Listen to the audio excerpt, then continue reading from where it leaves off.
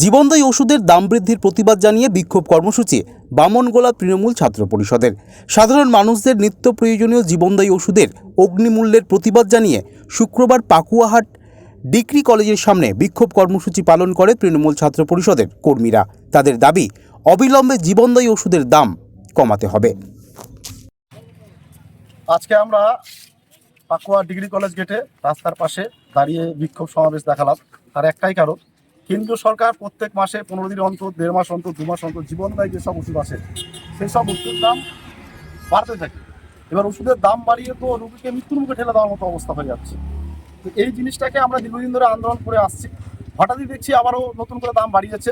কোনো সময় মন্দির মসজিদকে লড়াই লাগিয়ে দিয়ে, কোনো সময় ওয়াকফ বিলের পাস করিয়ে দিয়ে, তো এইভাবে লড়াইটা করতে আছে এবং ওরা আস্তে আস্তে ওষুধের দাম বাড়াতে আছে। এই ওষুধের দামের মূল্য বৃদ্ধির প্রতিবাদ জানিয়ে আজকে আমরা রাস্তার পাশে নেমেছি। আগামী দিনে বৃহত্তর আন্দোলনে যাব যদি ওষুধের মূল্য বৃদ্ধি না কমায়। আমার নাম প্রথম দাস, বামনগোলা তৃণমূল ছাত্র পরিষদের সভাপতি।